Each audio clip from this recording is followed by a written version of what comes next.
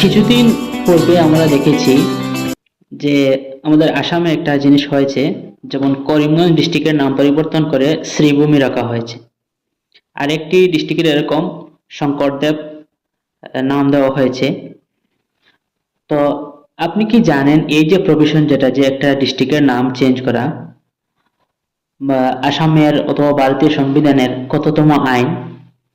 যদি জানেন সেটা কমেন্টের মাধ্যমে জানাবেন। আজকে আমাদের আলোচনা হচ্ছে যে যদি ভারতীয়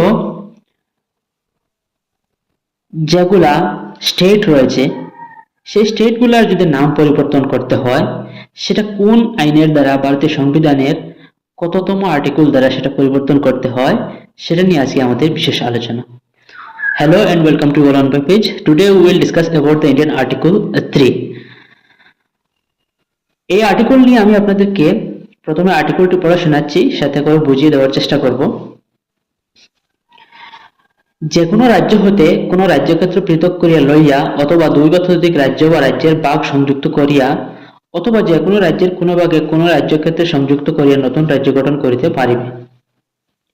আর্টিকেল 3 এর ক অংশ যেটা বা আর্টিকেল 3A বলতে পারি আমরা, সেটাতে বলা হয়েছে আমাদের যেগুলো এক্সিস্টিং স্টেট রয়েছে, যেমন আসাম, ত্রিপুরা, মিজোরাম, যদি মনে করেন যে এই আসাম থেকে মেঘালয়কে আরো কিছু অংশ দিতে হবে বা মেঘালয় থেকে কিছুটা অংশ আসামে আনতে হবে, এই যে একটা স্টেট থেকে কিছুটা অংশ কেটে অন্য স্টেটকে দেওয়া যায়, সেই প্রভিশন আমাদের ভারতীয় সংবিধানের আর্টিকেল 3A আমাদেরকে দিয়েছে।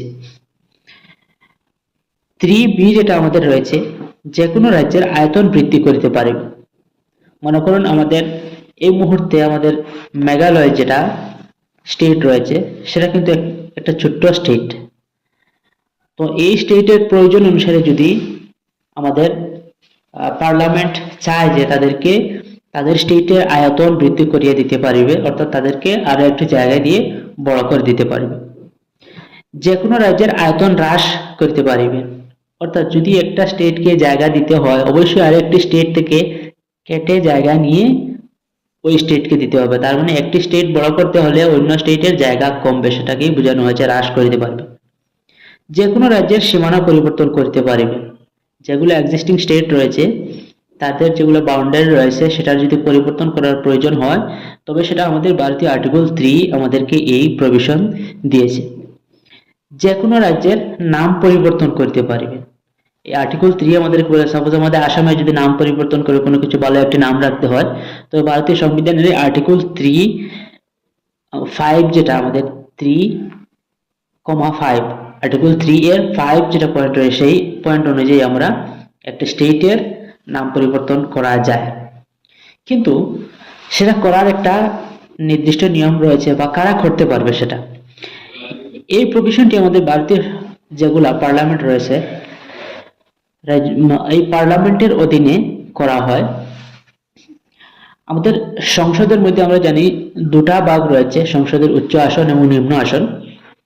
একটা যদি স্টেটের বাউন্ডারি পরিবর্তন করতে হয়, নাম পরিবর্তন করতে হয়, তবে সেটার সিদ্ধান্তটা নেওয়ার ক্ষমতা একমাত্র আমাদের সংসদের কাছে রয়েছে, পার্লামেন্টের কাছে রয়েছে।